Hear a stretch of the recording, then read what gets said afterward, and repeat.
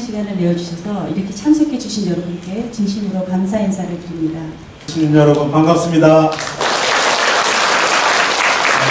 제가 이 암과 삶 인문학 강연에 제가 첫 번째 주자가 된 것이 굉장히 영광스럽고 우리 안산시가 갖고 있는 여러 가지 특성과 또 특별히 인문학적 배경 이런 것에 대해서 좀 설명드리고 우리가 안산을 알아가는 것이 또 인문학을 배우는 것과 어떤 연결이 되는가 이런 것에 대해서 제가 갖고 있는 생각들과 또 우리 안산의 미래에 대해서 좀 비전에 대해서 섞어서 이렇게 얘기 드리도록 하겠습니다. 제가 여름에는 땀을 좀 많이 흘려요. 근데 벌써 긴장을 해서 그런지 땀을 좀 흘리고 있습니다. 이해하시기 바라고. 자, 우리가 보고 있는 화면을 보시면 안산 알기. 우리가 안산에 살고 있는 우리가 안산에 대해서 얼만큼 알고 있는가를 잘 아실 거고, 시화호 맞은편에 우리 안산시 맞은 시화호를 건너서 맞은편에 대부도가 이렇게 위치한데요. 대부도는 실제로 우리 시민들이 생각하는 것보다 훨씬 큽니다. 우리 시민들이 대부도를 볼 때는 우리 지도 옆에 조그맣게 붙여진 느낌으로 봐왔고, 또 섬 그러면 늘상 좀 작다 이런 생각 때문에 실제보다는 작게 느껴지는데요. 여기가 간척지입니다.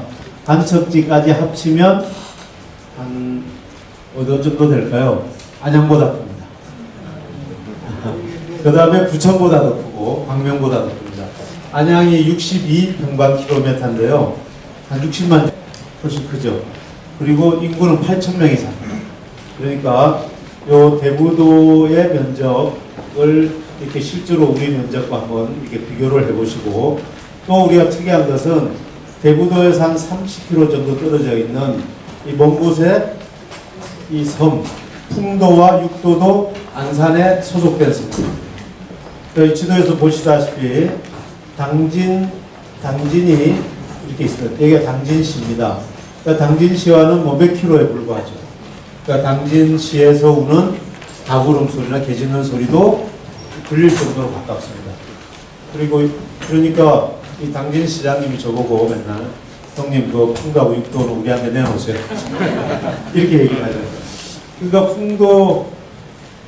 풍도를 이렇게 우리가 풍도와 육도의 의미가 어떻게 우리가 가질 수 있냐면요. 경기도에는 바다가 넓지 않습니다. 왜냐하면 이 바깥 바다는 인천시로 되어 있고, 경기도의 바다라고 해봐야 우리 김포의 일부, 그리고 시흥의 일부, 그리고 안산과 화성, 평택의 일부입니다. 그런데 우리 바다를 한번 살펴보시면 시화호도 지금은 해수가 들어와 있기 때문에 바다라고 보시면 됩니다. 그러니까 시화호와 그리고 요 바깥에 여기서부터 안산이거든요. 또 이 방조제로 따지면 요 정도부터 안산입니다. 그러니까 방조제 쪽에서부터 여기가 다 안산이고 또 이쪽이 안산인데, 여러분들이 대부도를 가시려면 시흥을 거쳐서 가거나 또 화성을 거쳐서 가야 됩니다. 아까 강진시장님이 저보러 풍도 육도 내놓으라고 하듯이 시흥시장님도 시흥을 거쳐서 다니려면 통영료 좀 내고 다닙니다. 그리고 그게 힘들면 대부도를 넘겨라. 이렇게 얘기하십니다. 그래서 우리가 어제는 어떤 일을 했냐면 여기서부터 배 타고 여기를 가봤습니다. 그 전에 2년 전부터 계획을 세워가지고 배를 타고 여기 배를 타고 가면 시흥을 거쳐갈 필요가 없죠. 배를 타고 여기 반달섬이라는 데 들렸다가 여기까지 가는데 21불에 한 1시간 정도 되는데요. 굉장히 경치가 아름답고, 여기 시화호가 여기서는 좁게 보이지만 굉장히 넓고 또 시화호 물이 깨끗해져서 경치도 좋았고, 그리고 여기 공단이긴 하지만 바다에 시화호에서 보는 공단의 모습이 참 아름다웠습니다. 그래서 아마 올 가을부터, 빠르면 올 가을부터, 늦으면 내년 봄부터 백기를 공식적으로 합니다. 이미 여러 가지 허가는 다 했고, 이제 배를 구입하고 선착장만 만들면 되게 운영하게 되고요. 먼 훗날에는 안산천 중앙도서관까지 배를 조금 이렇게 열어서 안산이 해양도시처럼 느껴지도록 하려고 합니다. 그래서 100기를 이렇게 열었다 그러면 다른 강연에서는 대부분 박수도 나오고 그래서 여기서 100기를 이렇게 열었다. 이 의미가 우리가 어떤 의미인가 조금 뒤에 다시 또 설명드리도록 하겠습니다. 이렇게 100기를 열어서 이 대부도를 가게 되고 또 대부도에 대한 생각을 또 이렇게 해볼 수 있습니다. 옛날에 알래스카 아시죠? 알래스카는 러시아 땅이었습니다. 러시아 땅인데 미국에 싸게 팔았어요. 720만 불에. 720만 불 해봐야 720억 정도 될까 말까 하는 돈인데 지금 우리가 보면 굉장히 비싼 것 같지만 우리 여기 땅값도 750억 해봐야 우리 90블럭 공사한 데가 8천억입니다. 땅이. 그러니까 알래스카 땅이 그렇게 싸게 넘겼는데요. 우리는 이 대부도를 어떻게 가져왔냐면 우리 여기 선배님들 많이 계시지만 과거에 21년 전에 여기가 시와 방대교로 연결되면서 인천에서 독립하게 됐습니다. 그러면서 대부도 주민 보고 주민들께 여러분들 어느 도시로 가겠습니까? 그 당시 시흥, 안산, 화성을 두고 투표를 했는데 제가 그 당시에 있지 않아서 몇몇 선배님으로 여쭤봤더니 우리 김봉식 원장님은 4표 또 우리 다른 분은 2표 차이라고 2표든 4표든 그 작은 차이로 그 대부도 주민들이 선택을 해서 우리 대부도가 안산으로 오게 됩니다. 그러니까 이 대부도가 또 하나의 안산이 된 거죠. 그런데 그동안 우리가 개발이 잘 안 됐던 것을 우리가 좀 아주 좋게 개발을 하려고 합니다. 그래서 이게 나중에 미국의 알래스카처럼 보물이 된다. 보물이 될 것이다. 그리고 우리 안산 분들이 먹고 사는 중요한 전진기지로 역할을 할 것이다. 그래서 저희가 대부도 보물섬 프로젝트라는 용어로 이 대부도를 이제 개발하려고 합니다. 또 아까 말씀드렸지만 풍도, 육도가 이렇게 있으니까 우리 바다를 한번 그려볼게요. 제가 이렇게 그려서 이렇게 해서 이렇게가 이제 안산시 바다가 될 겁니다. 그러니까 경기도로 볼 때는 최외곽의 바다죠. 그리고 제가 보기에는 화성보다 저희 바다가 큽니다. 그러니까 경기도에서 바다가 제일 큰 도시, 또 제일 외곽의 도시, 그리고 전국에서 꽃게 하면 제일 좋은 곳이 풍도입니다. 풍도 꽃게 하면 맛이 최고입니다. 왜 맛있냐? 저희가 이 지역에는 바다를 관리를 잘하고 있습니다. 이 인천이 지역은 더 우리보다 외곽이죠. 여기서 모래 채취를 막 하고 이래가지고 바다 환경이 수산생물 살기에 적당치가 않고 또 여기가 조류가 굉장히 센 곳이어서 생물들이 튼실합니다. 그러니까 여러분들 제주도 가시면 저기 모슬포하고 서귀포하고 그 자리돔의 크기가 다릅니다. 그러니까 이 회를 먹으려면 서귀포 가서 먹어야 되고 구이를 먹으려면 모슬포 가서 먹어야 돼요. 모슬포 애들이 조류가 세니까 덩치도 크고 뼈도 강하고 살이 있어요. 그러니까 이제 여기도 마찬가지로 우리 풍도 주변의 꽃게가 훨씬 튼실하고 내용도 좋습니다. 그래서 풍도 꽃게가 그렇게 많이 생산되지는 않기 때문에 우리 시민들이 모두 골고루 먹기는 어렵죠. 또 대부도 가면 풍도 꽃게만 파는 집도 있고 또 풍도 꽃게를 원하시면 구해서 드실 수도 있습니다. 또 풍도가 중요한 것은 우리나라 교과서에는 잘 안 나오고 등장을 안 하고 있지만 중국 교과서와 일본 교과서에는 반드시 등장하는 이름 중에 하나가 풍도입니다. 왜냐하면 청일 전쟁이 이 지역에서 일어났어요. 그래서 그것을 지금처럼 안산이 있었으면 안산해전이라고 해서 쳐오르는데 풍도 근처라서 풍도해전이라고. 그래서 풍도해전이라고 해서 이 풍도 일대에서 그 청일 전쟁이 격렬하게 이루어졌고 그때 일본이 아시겠죠? 일본이 이겨서 중국 그 해군들이 많이 전사하고 그 시체들이 풍도에 밀려오고 또 일부는 풍도 주민들이 구조도 해내고 그래서 지금도 가면 풍도에는 중국인들 무덤, 중국인 군인들의 무덤도 있습니다. 그래서 풍도에 가시면 경치가 굉장히 아름답기 때문에 좋은 시상도 떠오르고 그런 역사적 배경이 있어서 앞으로 풍도를 우리가 그런 역사와 아름다운 풍광 또 여러 가지 식물상을 고려해서 개발할 계획을 가지고 있습니다.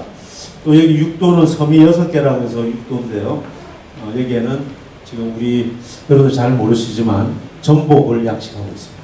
전복 양식하면 완도죠. 완도인데 육도에서도 일부 양식하는데 완도 전복보다는 이 육도 전복이 더 맛있습니다. 그 이유는 황해 바다가 물은 누렇고 마치 구정물 같이 보이지만 영양분은 전 세계에서 가장 풍부한 바다가 이 황해 바다. 그러니까 영양을 골고루 잘 섭취하는 그런 전복이 여기서 일부 나서 나중에 이제 시장에도 나올 것으로 보입니다. 자, 우리 안산은 사실 몇천 년 된 주거지가 있는 곳입니다. 몇천 년. 그것은 신길동에 가면 우리 청동기 유적지가 있습니다. 우리가 꾸며놨으니까 여러분들 신길동에 혹시 우리 역사를 보고 가시면 근데 왜 그 청동기 시절부터 우리 시민들이 여기 우리 안산에서도 안산 같은 곳에서도 물범이 살았다. 제가 이 얘기를 구체적으로 드리는 이유는 우리 바닷가가 살기 좋은 곳입니다.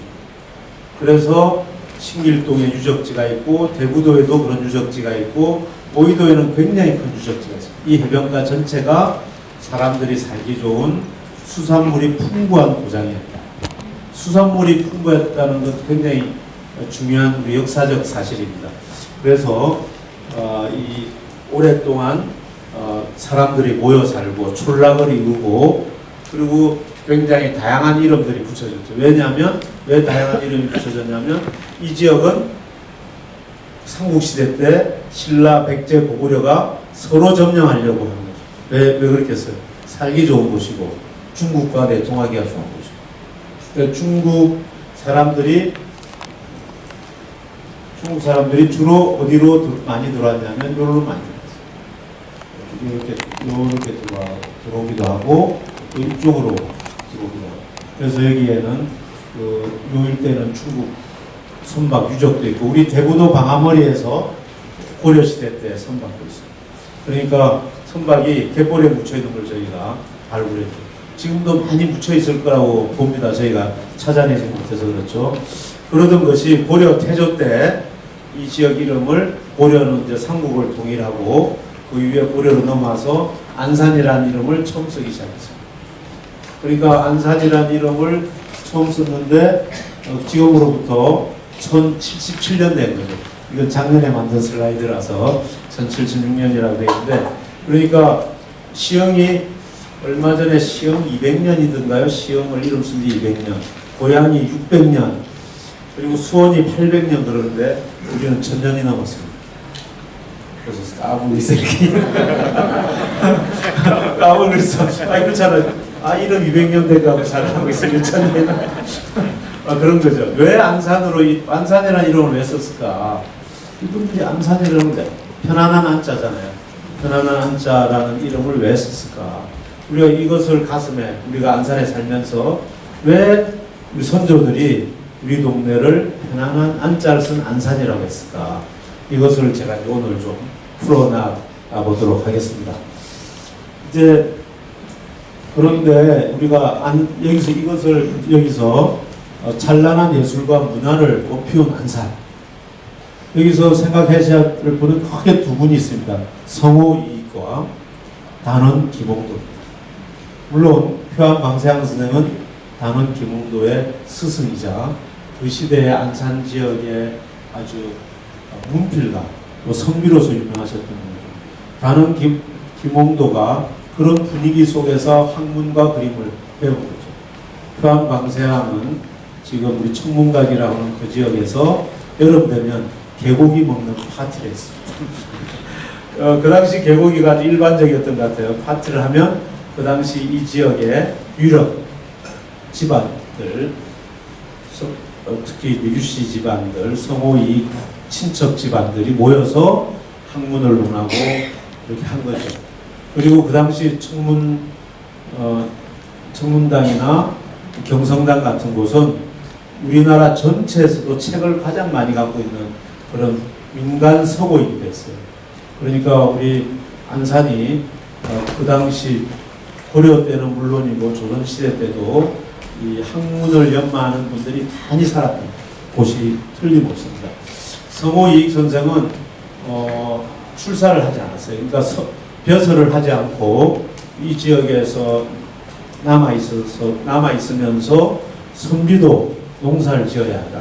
생산적인 일을 하고 학문을 연마해야 된다. 그걸 실천하면서 이제 학문을 닦았는데 그것이 우리가 말하는 실학입니다. 실학은 서민들과 실제 우리 생활에 활용되는 학문. 2년만 내세우는 성리학이 아니라 실학이라고 하는 큰 줄기를 이렇게 만들어내신 분이 성호 이익인데 그동안 안산에서 이분을 잘 못 모셔서 그런지 아직 성호 이익에 대한 연구나 그 업적을 크게 높이지는 못하고 있습니다. 근데 우리가 해야 될 일이죠. 성호 이익은 그렇기 때문에 성호 이익 이후의 모든 학자들은 성호 이익에 지대한 영향을 받았죠. 그 대표적인 사람이 저 다산청양이거든요. 직접 가르침을 안 받아도 나의 스승이다 이렇게 얘기하고 또 그 이후에 많은 학자들이 성호 이익의 학풍과 그 영향을 이어받고 안산에 출입하면서 실제로 사사를 받고 그분들이 여러 곳에 퍼져나가서 경기도, 서울 지역에 퍼져나가서 학문을 했는데 이런 분들이 그 동네에 가서는 우리가 최고 학문으로 또 그 지역에서 그렇게 인정받고 그 본산이 안산이었다. 이렇게 여러분들께 분명하게 드릴 수 있습니다. 제가 경기일보에 40회에 걸쳐서 이것이 연재되었는데 혹시 시간이 되시면 그것을 한번 읽어보시면 그것을 더 잘 아시게 될 것입니다. 그런 분위기 속에서 단원기봉도가 큰 것이고 단원기봉도는 조선시대 최고의 화가이고 또 신비한 화가이고 그분의 일생 중에 일정 부분이 기록으로 남지 않습니다. 그래서 일부 분들은 그분이 일본에 가서 일본의 그림 기술을 그림 예술을 전파하게 아닌가 이렇게 생각하는 분들인데 일본에서는 그걸 아직 받아들이지는 않고 있더라고요. 어쨌든 그런 생각을 할 정도로 김홍도의 그 미술 세계나 또 미술의 영향이 컸다고 봐집니다. 그래서 그 당시에 김홍도는 정조대왕하고도 관련이 좀 있습니다. 그러니까 영정조 때가 우리나라로 보면 르네상스 시대입니다. 문화와 예술이 아주 활짝 꼽히던 시대이기 때문에 단원 김홍도가 예술적으로 우리나라의 조선시대 때 미술을 이끈 그런 아주 큰 인물이죠. 그런데 그분이 어느 날 천재가 안산에 와서 이렇게 미술 세계를 여는 게 아니고 그 당시 안산 주변의 많은 미술가들 또 선비들 중에서도 미술을 하는 분들의 사사와 영향을 받았다. 그러면 안산이 갖고 있던 학문적 영향력이나 학자들 또 미술적 영향력이나 학자들이 이제 안산에 많았다는 것이 되고 그것이 지금까지 이어오고 있다. 이렇게 시장은 주장하는데 동의하시나요? 그런데 이제 제가 동의하시나요? 그러니까 박수를 쳐주셨는데 박수 소리로 와서 크게 동의하는 것 같지는 않은데 이렇게 생각하겠습니다. 우리가 안산이 학문과 예술이 뛰어났다. 그럼 왜 그랬을까? 하나는 먹는데 크게 지장이 없었다. 그래야 이 문화를 하는 거예요. 우리가 호남의 문화를 위한 호남이 곡창지대여서 선비들이나 부자들이 문화를 할 수 있었고 그런 거죠. 문화가 이루어졌다는 것은 그 지역이 먹고 살기에 크게 지장이 없는 곳이다. 이런 의미가 됩니다. 그런데 예술이 또 그 예술의 수준이 높았다라고 하는 것은 그 지역의 자연 풍광이나 이런 사람 사는 이런 형태들이 서정적이고 또 이게 선한 사람들이 많았다. 뭐 이런 것을 복합적으로 얘기할 수 있는 거죠. 그럼 과연 그걸 지금도 증명할 수 있는가? 제가 이렇게 얘기해 볼게요. 학문은 안산 출신 학자들이 많은가? 그건 저희가 세어보지 않았습니다. 그런데 안산에 대학이 5개나 있다고. 대학이 5개가 있고 3만 명이 넘는 학생들이 연말하고 있고, 요 옆에 한양대학교 에리카 캠퍼스는 전국에서 8위권입니다. 등수를 매긴 건 저는 썩 좋아하지 않지만 연속 8위로 되는데 8위면 서울에 있는 대학 빼고는 1위입니다. 1위. 거기다가 서울예술대학은 문화예술 분야의 1위 아닌가요? 서울예술대학. 그리고 1위권 대학이 2개나 있는 도시가 어디 있습니까? 서울 빼고. 그러니까 학문적 영향이 이어오는 거죠. 그리고 신한산대학, 안산대학이 있고 또 한오전이라고 한국 호텔 전문대학이 있는데 여기는 요리와 호텔 분야에서는 최고의 전문대학입니다. 그러니까 지금 3,500명이 다니는데 지휘가 아주 잘 되고 있고요. 또 전국에서 가장 큰 학교예요. 이런 학교가 왜 해필 안산에 왔을까? 궁금하지 않으세요? 한양대학이 왜 해필 안산에 왔을까? 수많은 경기도에 땅이 많은데 그 뭔가 안산이 끄는 힘이 있지 않았겠어요? 이 학문적 그래서 저는 이게 그 우리 선조들이 해왔 안산 지역에 해왔던 게 이어지고 있다. 단지 우리가 산업화 과정에 너무 이게 빠른 발전을 하다 보니까 그걸 잠시 잊고 있지는 않은가. 그 예술도 그렇잖아요. 아까 서울예술대학이 안산에 본교를 뒀다는 거 제가 총장님께 여쭤봤어요.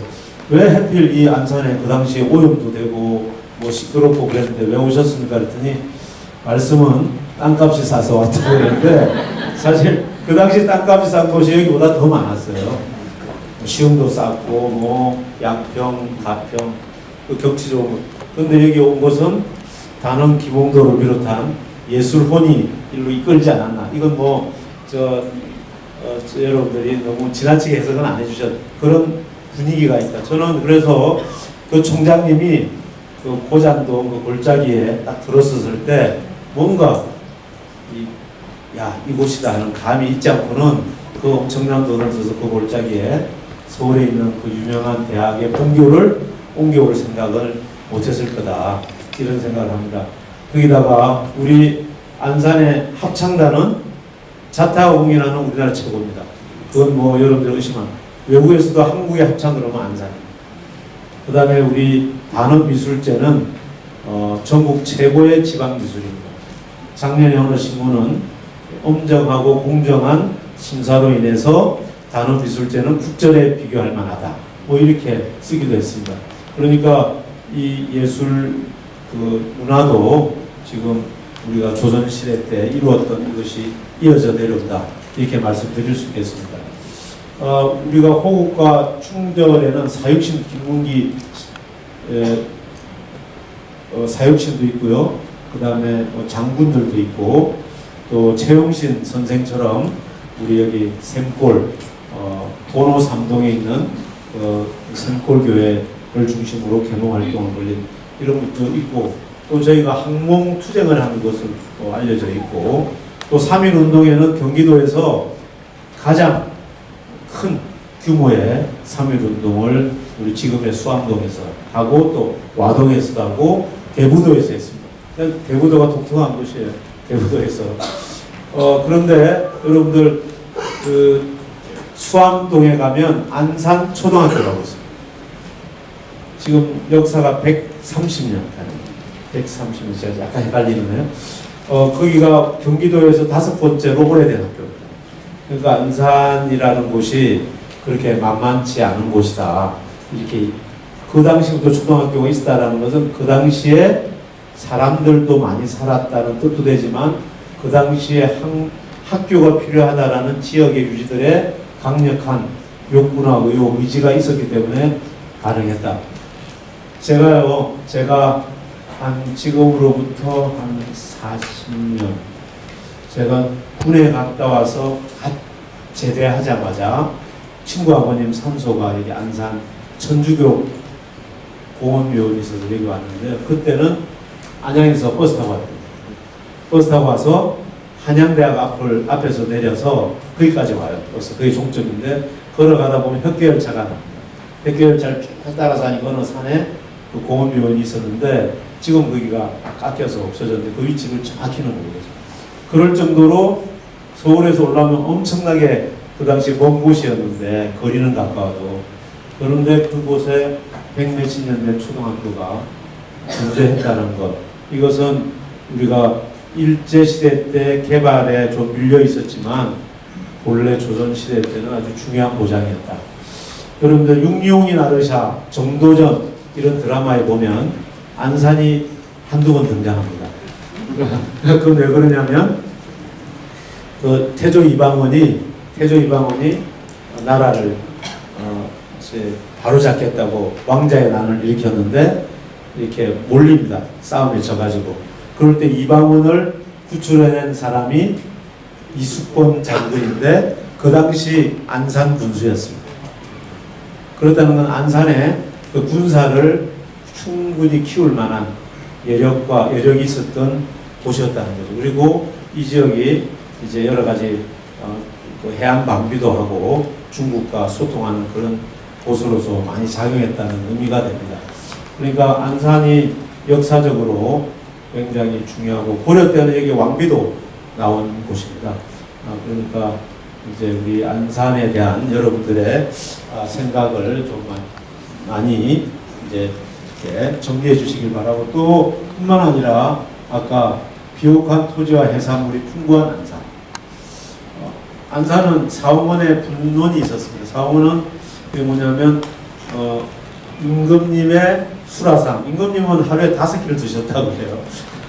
일반인들은 2끼를 먹었는데 일반인들은 한 끼에 양을 많이 먹고 임금님은 조금씩 5번을 드셨다는데 그걸 수라라고 얘기를 하고, 그게 올라오는 해산물을 채취하는 곳이 이곳이었습니다.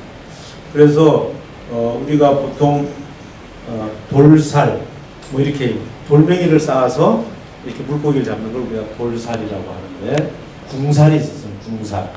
궁궐에 납품하는 고기를 잡는 뭐 이렇게 그물 치는 곳. 그것이 바로 시아완에 있었어요. 그 과거에는요, 우리 지금보다 훨씬 그 학자들이나 관은 행정하는 사람들이 꼼꼼했어요. 시아완 안에 있는 조그마한 바위 섬까지도 이름을 다 붙이고 그 섬에 뭐가 나고 이런 기록들이 남아있어요. 그래서 그 이제 궁살이 있었던 곳, 시아완에. 그러니까 그것은 무슨 얘기를 하냐면 안산천이나 반월천, 화정천에서 내려가는 민물과 바닷물이 섞여서 아주 풍요로운 바다를 이루고, 그것이 거기에 이제 맛까지 더해서 이것을 채취하는 곳이 있는 거죠. 제가 태어나기는 경남 진북면에서 태어났는데요. 그 옆에 진동이라는 데가 있습니다. 집에서 걸어가도 되는데 제가 8살에 올랐기 때문에 기억이 정확치는 않습니다만은 우리 부모님한테 들은 얘기로는 진동횟집이 많죠. 진동횟집, 서울에 가면 진동횟집이 꽤 많아요. 왜 진동횟집을 지었냐, 그 얘기를 드리자면 진동고기가 제일 맛있어요. 그러니까 부산분도 진동 와서 고기를 먹어요. 예를 들면.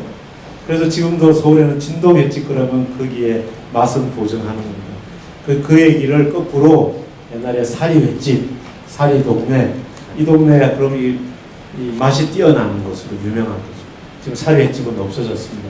사리항은 없어졌는데 저희가 이제 복원을 좀 해보려고 그런 준비도 좀 하고 있습니다. 그래서 사리 이장은 면장하고도 안 바꾼다. 그 뒷돈이 많이 생긴다는 거죠.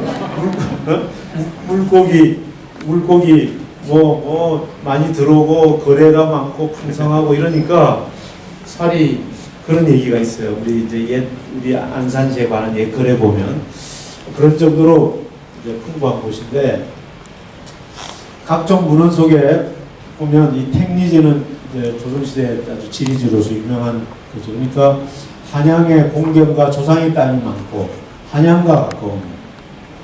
지금도 서울과 가까운 게 되게 중요하죠. 어쨌든 한양과 가까우며 소금과 물고기가 풍부하여 대를 이어 사는 사대부가 많다. 성우이처럼 아예 여기가 먹거리가 풍부하니까 농사 짓고 이렇게 하면서 학문을 닦는 선비들과 정치투쟁에서 실패한 선비들이 많이 가까우니까, 또 금방 불러주면 금방 올라가야 되니까. 그 당시에는 배설하신 분이 다 학자잖아요. 다 학자니까 배설이 끝나면 공부를 해야죠. 우리 다산 저경영이 훌륭한 학자라고 우리가 높이 받들지만 사실은 따져보면 그분이 기왕 안 갔으면 학자 안 됐습니다. 정치하다가 어느 날 뭐 사화에 휩쓸려서 돌아가시거나 정치적 업적을 남기고 가셨죠. 그분이 오랫동안 귀양살이 임금님이 죽으라고 안 불러주니까 거기 강진에서 그렇게 내려온 수많은 젊은 학자들의 도움을 받아서 다산정약용이 훌륭한 업적을 합니다. 그래서 여기 이만큼 되시는 분이 시골에서 학문을 하고 있는데 과거도 떨어지고 임금님 불러주지도 않고 근데 다산정약용이 딱 나타납니다. 여기에 몇십 명의 이분들이 다산정약용으로부터 공부를 더 배우려고 몰려오니까 여기 있는 분들은 우리 선비들이 해야 될 일이 뭔가를 조사해와라. 저분은 우리 지역의 토산품이 뭐가 그런 걸 모아서 마지막 총정리를. 그래서 다산정약용은 훌륭한 저술가라기보다는 훌륭한 편집자였다 이렇게 얘기하시는 분들도 좀 있어요. 그래서 저도 지금 시장을 안 했으면 책을 몇 권 더 쓸 텐데 시장하는 바람에 그러나 이제 어느 쪽이 더 좋다 이렇게 얘기를 할 수는 없지만 그렇습니다.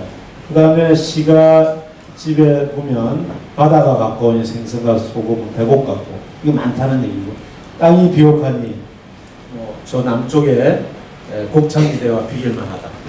또 정조대왕은 거기서 하루 머뭅니다. 저희 읍성 안산 읍성이 하루 머뭅니다. 읍성이 얼마쯤 될까요? 높이가 해발 한 60, 70m 될 거예요.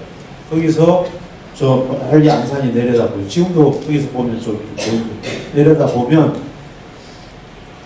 갯벌이 저기 어디까지 올라오면 월피도보다 훨씬 위에까지 갯벌이 올라요.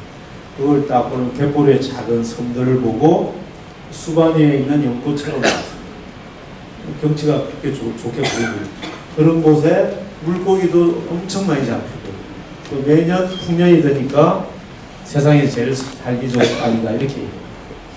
그래서 우리가 편안한 안자가 이런 의미에서 편안한 안자가 온 게 아닌가. 우리 안산을 기록한 글에 보면 어떤 도인이 조선시대 때 걸어가다가 안산을 보고 이 땅은 수십만을 먹여 살릴 땅이로서 이렇게 얘기했다. 지금 수십만 될 거를 예견한 거죠. 그럼 모든 도시가 수십만 되지 않았냐 이렇게 얘기하겠지만 예를 들면 삼천포나 진주나 또 우리 주변에도 그렇게 클 만한 도시인데 그렇게 크지 못하는 여기는 이제 우리가 산업단지를 만들고 이렇게 함으로써 일자리가 생기고 또 그 과정에 엄청나게 빠른 인구 증가로 인해서 우리가 좀 피곤한 그런 시절도 있었지만 우리가 조금만 이것을 정리를 잘하면 과거처럼 우리가 살기 좋은 고장으로 만들 수 있다 이렇게 얘기할 수 있습니다. 자, 이걸 잘 보시면 이게 옛날 분들이 그린 대동 여지도죠.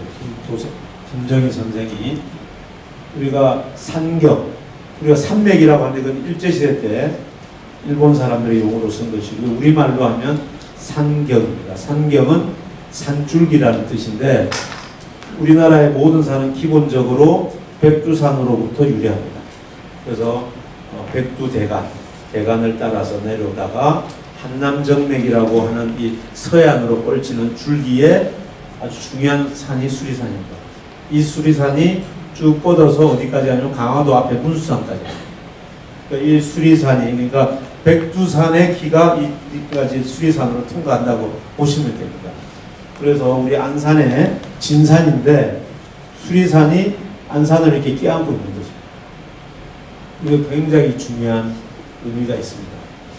얼핏 보면 편안한 안자를 쓴 것 같고 간머리 그리고 어떻게 보면 어머니가 아기를 안고 있는 것 같고 또 어떻게 보면 이걸 새머리라고 하면 새가 날아가는 듯한 그런 모습인 것 같아요. 실제로 보면 그런 모습을 더 연상하게 합니다. 어쨌든 대산임수 그러니까 우리 등에는 등 쪽으로 뒤쪽으로는 산이 있고 앞쪽에 물이 있는 아주 풍수를 볼 때는 최고의 자리가 이 안산이 아닌가 이런 생각을 하게 합니다. 자, 여기 수리산 꼭대기죠. 수암봉을 뭐 취봉, 응봉이라고 합니다. 우리말로 하면 독수리, 봉우리, 매봉우리. 그러니까 이 봉우리의 생김새가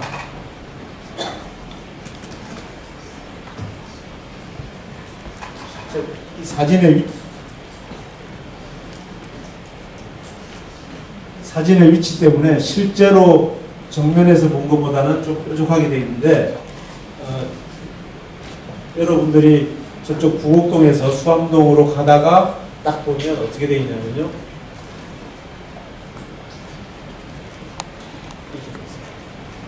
제가 조금 과장을 했지만 그래서 이렇게 생긴 봉우리를 독수리 봉우리, 매봉우리 하는데 이런 봉우리가 있을 경우 이 봉우리가 향하는 곳, 주로 광명시 쪽이죠. 향하는 곳은 분란이 많고 분란이 많은 것 같이 지금 광명시 아주 잘 나가고 있어서 분란이 많은 것 같이 책에는 그렇게 쓰여 있어요. 그 다음에 이게 날개 아닙니까? 날개 뒤쪽. 그럼 이쪽에 뭐가 있죠? 새로 보면 여기 똥꼬가 있죠. 똥꼬. 똥꼬가 있는 곳은 먹을거리가 많다. 그러니까 이게 우리가 역사적으로 내려온 얘기와 편안한 얘기가 진짜 지금 전국에 여러분들이 안산도 경제적인 어려움이 많죠. 그러나 일자리 창출은 항상 경기도에서 1위를 하고 있습니다. 그건 뭐 공단이 있어서 그렇죠. 그러니까 공단이 우리 지역에 와줬다는 것, 물론 우리가 물고기를 생산해내는 그 터전과 바꾼 거죠. 안 그랬으면 여기가 또 물고기가 많이 생산되는 곳으로 이름 알려져 그걸 바꿨지만 그래도 일자리가 많은 거예요. 어제 제가 배를 타고 이렇게 가는데 거기에 큰 건물을 짓고 있더라고요. 우리 바늘 산업단지에 그 휴메드라고 하는 물류 공장인데 어마어마하게 큰 공장인데 2019년에 오픈합니다. 오픈하는데 거기에 하루에 10,000명이 동시에 일할 수 있는 물류 공장이 들어요. 그러니까 그때 되면 우리 안산 지역의 주부님들이 아마 일자리는 다 일을 할 수 있는 그런 기회가 그것도 비슷한 걸 또 하는데 더 계획하고 있는데 아직은 짓지는 않고 있어서 안산이 어쨌든 일자리가 많은 곳이다. 지금 우리가 70몇만인데요. 어떻게 70몇만이 됐겠어요? 바늘공단, 시화공단이 한때는 굉장히 활성화될 때는 거기에 수많은 일자리를 찾아서 안산에로 모인 거죠. 그렇죠. 예, 그래서 여기 모였는데 모이다 보니까 어떻게 됐습니까? 전국에서 강원도 도지사님은 가끔 이게 체육대회 하면 오실 정도로 전국의 도시 중에 강원도 비중이 가장 높은 곳이 안산. 옛날에 그 탄광 이런 것이 다 문 닫을 때 일자리 찾아서 잘 들어오셨죠. 호남에서도 이제 호남의 그 바닷가를 다 매립하면 거기에 일하는 분들이 내가 이주단지로 가느니 서울로 오자. 또 충청도 분들은 이렇게 배 타고 또 걸어서 갈 일은 없죠. 제 얘기가 해안을 따라오다 보면 인천까지 가긴 좀 지치고 안산에 머물자. 그래서 충청도 분들이 많다는 거예요. 특히 그 말에 신빙성도 좀 있는 게 당진, 서산, 태안 이 한가 쪽 분들이 더 많았어요. 그래서 충청도 분들이 제일 많고 그 다음에 호남 분들, 강원도 분들 이렇게 전국에 골고루 와 있으니까 여기는 텃세는 없어서 좋아요. 딴 데는 텃세가 엄청납니다. 저기 안동, 진주, 이 안동, 진주 굳이 봐야 되는데 뭐 어느 지역이나 근데 여기는 텃세가 없어요. 그 대신에 안산을 고향으로 생각을 안 해요. 사는 것으로. 왜냐하면 내가 우리 고향 사람들하고 어울려도 재밌는데 뭐 안산 또 언제든지 떠나면 된다. 그래서 이제 제가 이런 강의를 맡아서 하는 것도 우리 안산을 사랑할 땅이다. 이런 걸 강조합니다. 이제 저도 사실은 서울 사람인 줄 알았죠. 근데 경기도에 와서는 저 애들 5살 되면 이사 가자 그러다가 우리 애들이 여기서 태어나가지고 지금 30살이에요 벌써. 우리 어머님도 일로 오시고 우리 동생들도 나와가지고 이제는 이사 갈 수도 없죠. 이제 그러니까 제 생각은 뭐냐. 내가 잘 돼서 다른 데 가는 것도 중요하지만 안산을 잘 살게 만들어서 여기서 사는 게 최고다. 이런 생각을 여러분들도 해주시길 기대합니다. 자, 보시면 이렇게 에워싸여 있어요. 이렇게 산줄기 아닙니까? 이게 쭉 에워싸여 있는 거죠. 에워싸여. 여기 줄, 그래서 우리 산이 갖고 있는 이 산과 이런 풍경이 갖고 있는 정서적인 가치는 없었을까? 이런 생각을 하는 거죠. 신성이시라고 안산이 배출한 세계적인 화가가 있습니다.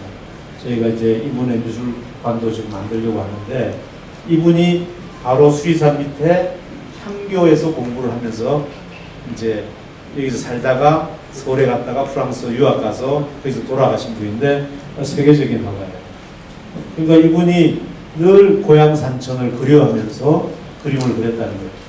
그러니까 우리 수리산 주변이 갖고 있는 풍광이 이 지역의 사람들의 어떤 정서에도 영향을 많이 미치지 않았을까 그런 생각합니다. 자, 풍수지리를 제가 풍수지리를 전공했거나 그걸 저는 과학자 출신입니다. 그러나 우리가 한 지역에 살면서 옛 선조들이 나름대로 과학적인 근거나 본인의 생각을 정리할 때 사용된 용어를 좀 옮겨와 보면, 풍수지리 이분이 지종학이라는 분이 어떤 연구를 했냐면, 지역을 다니면서 이 지역의 풍광을 보면서 여기에는 어떤 뭐가 있을 거다 이런 걸 얘기했는데, 안산이 딱 보고 여기는 암환자가 없겠다 이게 판단하신 거예요. 네.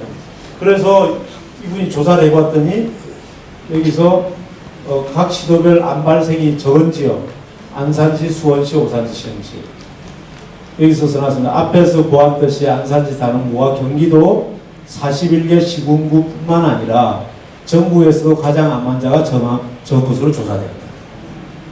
지금도 저희가 조사를 해보면 아주 없는 순위에 항상 끼어 있습니다. 그러니까 신기하지 않습니까?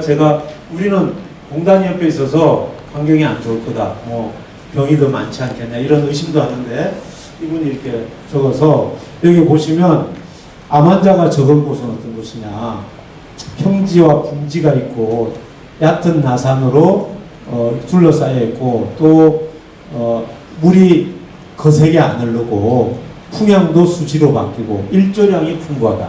일조량이 풍부한 게 굉장히 중요해요. 우리 안산이 이렇게 딱 남서향으로 이렇게 딱 바뀌어 있어서 우리 안산이 항상 산이 멀리 있고, 그리고 이제 지역의 명암이 밝고 논밭의 크기가 넓다, 암석도 적고 이런 곳이라는 거예요. 그래서 이분이 이거 제가 주장한 게 아닙니다, 여러분들. 그래서 제가 지금 이것을 제 책상에 아주 귀중한 곳에 꼽아놓고 있습니다. 가끔 한 번씩 보고 있습니다. 필요하시면 제가 빌려드릴 수도 있습니다. 자, 다시 이제 우리가 도시를 이루고 사는데, 아까 제가 얼핏 말씀드렸듯이 우리 안산에 왜 왔을까?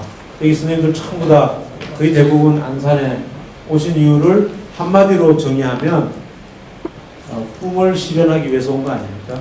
내가 돈은 조금 있는데 서울에서는 사업하기 뭐하고 안산이 이렇게 경기가 좋다니까 한번 가보자. 아니면 직장을 따라서, 또 자제분들이 아버님 우리 안산 가서 합시다. 그래서 내려오고, 지금은 그런 분들이 많으세요. 부부만 남으신 어르신들이 안산이 서울보다는 싸고 바다도 가깝다 그러니까 안산으로 오신 분들이 많이 있으세요. 그래서 우리가 결국 이제 우리 시에서 일하는 공직자들은 안전과 일자리, 그리고 요즘에 이제 고령화 시대이기 때문에 환경과 건강을 생각해서 안산이 좋은 곳으로 만들어야 된다. 그래서 저희가 이런 노력들을 숲의 도시라는 노력을 하고 있는데, 왜 숲의 도시인가? 지금 시간이 얼마 남았죠? 10분요. 그러면 이제 숲의 도시에 왜 안산을 숲의 도시로 했을까? 여러분들 궁금해하실 겁니다. 이건 저만이 아니고 역대 시장님들이 다 비슷한 용어를 썼어요. 초기에는 전원공업도시라고 해요. 전원공업도시. 그때 논이 많았어요. 여기 안산에. 신도시가 다 논이었습니다. 다 보시는 분들이 많으시겠지만, 우리 아버님도 논이 많은 걸 보시고, 우리 고향 닮았다 그래가지고 안산을 아버님이 저희 따라 이사를 오셨어요. 그 말을 제가 서울걸 기회도 놓친가요? 어쨌든 그 당시에는 논이 많았는데 공업도시긴 하지만 전원이다. 시골에 있는 공업도시다. 그 다음에 어떤 분은 녹색 첨단 산업도시. 산업도시인데 녹색이 많다. 뭐 그 다음에 생태환경도시, 생태도시 이런 역대 시장들이 다 그런 용어를 써온 이유는 우리가 공단이 들어와서 일자리도 생기고 주민도 늘어나고 다 좋았지만 오염 문제, 악취 문제나 수질 오염 문제를 극복하지 못했기 때문에 그런 완충으로서 그런 거에 보완제로서 도시의 이름을 그렇게 한 것이고 지금도 그것이 유효하다고 봅니다. 물론 예전에 비하면 굉장히 거의 완치 상태로 없어졌지만 아직도 조금 여지가 남아 있어서 그런 게 있고 우리는 이제 그렇게 이제 완치된 걸 알고 있는데 수원이나 저기 서울에 우리 수원시장도 저거 그래요.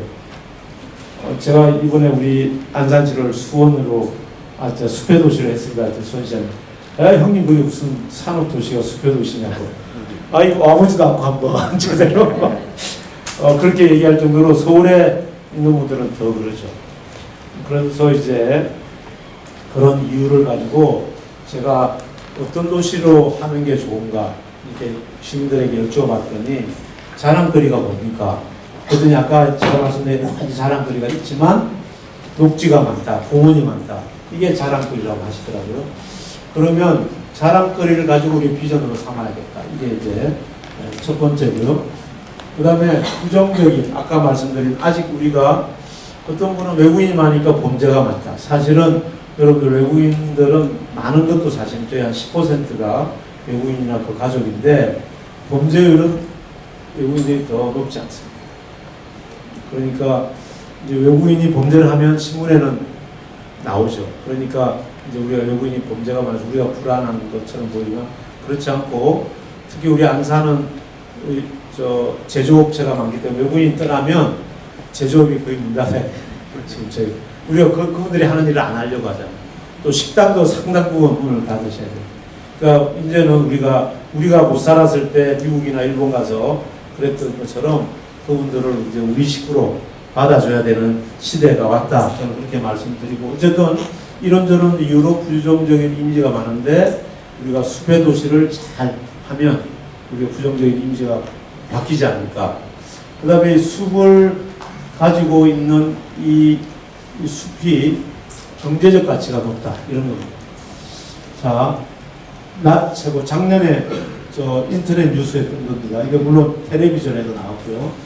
낮 최고 34도 찜통, 안산제 경기 전역 폭염주의보. 그리고 여기도 보면 폭염특보 전국 곳곳에 내려진다. 경기도 안산, 김포, 시흥제. 왜 안산이 제외됐을까? 여기 보시면 이제 여름에 한낮이라고 보면 이 빌딩만 몰려있는 데는 굉장히 온도가 높고요. 약간 중간에 가로수라도 있으면 조금 낮아지고 숲이 많으면 굉장히 낮아져요. 3, 4도는 낮아집니다. 도시 명도에서. 자, 경기도에서 시군 폭염특보 발령 일수 13년, 14년에는 13위 했습니다.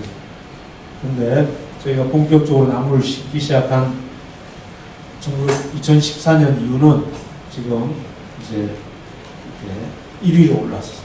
그러니까 폭염 일수가 제일 적은 거죠. 올해는 어떤지 모르겠어요. 올해도 저희가 상위에 랭크될 거로 보입니다.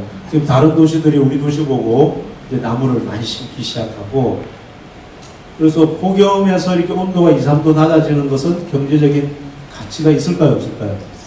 있겠죠. 크겠죠. 우리 스트레스에 더 많이 작용이 되겠죠. 자, 이것은 전 세계에서 가장 저명한 잡지라고 하는 내셔널 지오그래픽의 한국판에 제가 딴 것인데요. 이 잡지는 과학적인 증거가 없으면 쓰지 않습니다. 거기에 자연, 이걸 숲이라고 생각하는 우리의 창의성을 최대 50%까지 높인다. 스트레스를 19% 낮춰주고, 제가 그거는 카피 안 해왔는데요. 19% 낮춰주고, 또 다른 뉴스에 보면 콜레스테롤도 낮춰준다. 그냥 건강에 좋다는 거죠. 그리고 정서적으로도 아이들이 착해진다. 호원초등학교 교장선생님 정경림 교장선생님을 계신데 그분이 팔곡초등학교에 4년 계셨는데요. 처음에 아이들이 폭력이 많아서 요즘에 청소년들 폭력 때문에 아주 문제 아닙니까? 폭력이 많아서 그 아이들을 숲속에 데리고 다녔어요. 4년 만에 폭력이 제로. 그래서 저희가 학교 숲도 지금 계속 만들어주고 있어요. 호동초등학교에는 이건 조금 제가 좀 더 살펴봐야 되지만 어쨌든 호동초등학교에서는 학교 숲을 조그맣게 만들었더니 복도에 화분이 깨지는 속도가 느려졌더라고요. 우리 여기 선생님들 많으신데 우리 저 고모님은 부부싸움 하시면 옛날에 누가 나가셨어요? 부부싸움 하시면 부부싸움 안 하셨나? 많이 하긴 했는데 별로 기억이 없어요. 아니 이제 예전에는 이거 그 재미로 그냥 조금 얘기 드릴게요. 예전에는 그 드라마에 부부싸움을 하면 여자분들이 신혼여행 백에다가 짐을 싸가지고 친정집으로 돌아가죠. 나이가 드시면 이제 그러지 않지만 그러면 남편이 처갓집에 찾아가가지고 무릎 꿇고 다시는 안 그러겠습니다. 그리고 이제 모시고 오죠. 근데 요즘에는 어떤지 아세요? 요즘 부부싸움 하면 젊은 부부들이 요즘에 어떻게 되세요? 부부싸움 하면 남자가 다 나가죠. 그냥 나가는 게 아니라 잘하면 핸드폰 하나 들고 아니면 핸드폰도 못 쥐고 슬리퍼 차림에 쫓겨납니다. 대부분 그래요. 제가 이제 이런 강의를 여쭤보면 그래서 제가 이제 그런 통계를 한번 내고 싶어요. 그럼 사모님들 혹시 남편이 쫓겨나가고 나서 귀가 시간을 좀 체크해 놨다가 저한테 얘기해 주십시오. 혹시 그런 일 있으면 저한테 얘기해 주세요. 그리고 이제 숲을 우리가 더 만들 거 아닙니까? 그래서 왜 이 얘기를 드리냐면 숲하고 연계가 있어요. 그 주변에 공원이 있거나 녹지가 있거나 숲이 있는 동네는 귀가 속도가 빨라져요. 마음이 차분해지거든. 아, 싸웠는데 내가 참아야지. 빨리 들어가야지. 그래서 이거 아이들 정서에도 영향을 미친다고 보고요. 창의성이 높아진다는 것은 굉장히 중요합니다. 우리나라가 고등학교까지의 학력은 전 세계 최고입니다.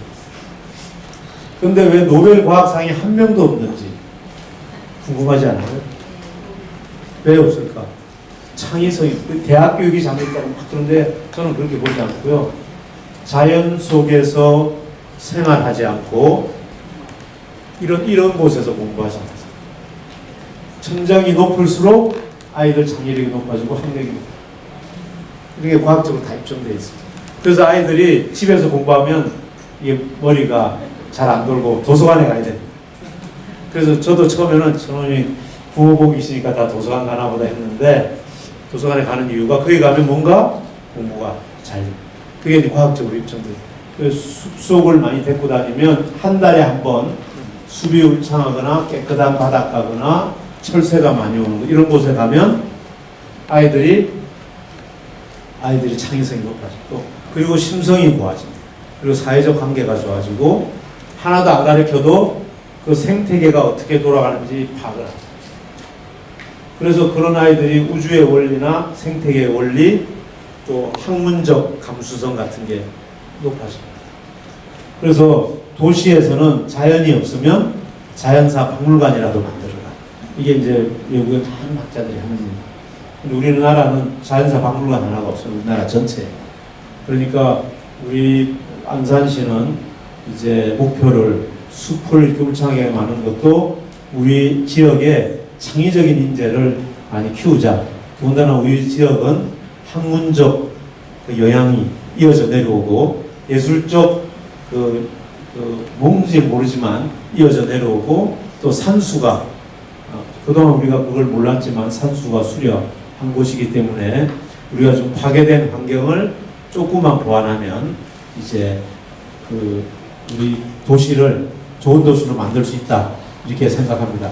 제가 사실은 인문학을 강의할 때 제가 본래는 제가 읽었던 책 중에 좋은 글들을 이 노트는 굉장히 제가 소중히 아끼는 노트. 이 노트는 자식에게 들려주고 싶었지만 못한 이야기 이런 제목으로 책을 쓰려고 제가 읽었던 책들 중에 이렇게 중요한 대사들을 적어서 이제 이런 걸 가지고 강의하려 했는데 사실은 제가 막 이리 뛰고 저리 뛰다 보니까 여러분께 얘기를 못했습니다. 단지 오늘 내일 우리 젊은이들하고 여기 이 자리에서 또 나눌 책인데요. 나무를 심은 사람. 이 책을 혹시 되시면 한번, 이거 뭐 아이들 보는 그림책 같이 되어 있으니까 한 시간이면 정독해서 읽어도 한 시간 이 책은 뭐냐면 어느 젊은이가 시골길을 걷는데 어느 할아버지가 나무를 심고 있다. 도토리를 밤새도록 깨끗한 도토리를 골라내서 그거를 매일 몇십 개씩 심는 거예요. 몇 년 동안 10만 개 이상을 심었어요. 그 동네다가. 그리고 1차 전쟁 대전이 나서 참전하고 그 할아버지가 생각나서 와보니까 그 동네가 어떻게 됐겠어요. 그 옛날에는 그 황폐해서 나무 하나 없고, 나무 하나 없으니까 마을 사람들이 막 악의 다툼을 하고 그 조그만한 자원을 서로 가지려고 욕하고 죽이고 막 자살하고 이런 풍경이었는데 돌아보니까 완전히 아름다운 산으로 바뀌었어요. 바뀌고 또 몇 년 후에 가보니까 그 산이 울창해져 가지고 마을이 생기고 또 공무원들이 나타나가지고 자기가 보호한 것처럼 이 지역을 보호지역으로 만들자. 근데 할아버지는 그때도 이 나무. 그래서 처음에 갔을 때 이 젊은이가 이 마을을 보고 뭐라고 했냐면 부활했다. 인간도 신이 하는 역할도 할 수 있구나. 이렇게 한 거죠. 그래서 그 남이단가요? 그 성경에 나옵니까? 예수님이 부활시킨 그렇게 표현을 했어요. 그렇게 해서 그래서 그리고 이제 그 마을이 어떻게 됐냐면 마을도 늘어나고 이제 그 동네까지 버스도 들어오고 그리고 너무나 이제 아름다운 마을이 돼가지고 사람들이 다 행복해요. 그리고 그런 과거처럼 싸움이나 악의 다툼 같은 것도 없어지고 이런 그 얘기를 심은 건데 이게 전 세계 사람들이 번역해서 보고 있는 책인데 마침 내일 청소년들이 저하고 이 책 갖고 얘기를 하자. 그래서 이제 얘기할 계획인데 여러분들 나무에 또 우리 숲이 가지고 있는 효과가 진짜 크고 무한하고 또 경제적 가치도 엄청 커서 우리가 우리 시민들과 제가 2003년까지 뭘 해보려고 하는데요. 노력을 하면 2030년쯤에는 안산에 오면 숲속에 들어온 것처럼 나무가 가득하고 어딜 가나 아이들이 숲속에서 뛰어놀고 지금도 새소리가 여러분들 보시면 시내로 새소리가 많이 들어왔습니다. 그 다음에 벌나비가 이제 우리 주변에 지금 좀 많이 늘어났어요. 근데 이제 그거보다 훨씬 더 울창해지면 아이들이 뭐 따로 자연을 느끼러 갈 필요가 없는 거죠. 그래서 안산에서 자란 아이들이 인문학적인 이제 교양 이런 걸 넓혀서 인문학적인 교양이 있어야 과학과 기술을 해도 창의적인 기술을 만들어낼 수 있는 거거든요. 그래서 우리 안산의 훌륭한 인재들을 키우는 그런 숲의 도시를 만들어 가려고 합니다. 여러분들 제가 사실 본래 계획했던 강의를 못했지만 여러분들이 강의를 통해서 안산의 인문학적 소양들이 크게 높아지고 여러분들도 안산 사람을 안산이 대단한 곳이다 생각하시고 사랑해 주시기 바랍니다. 감사합니다.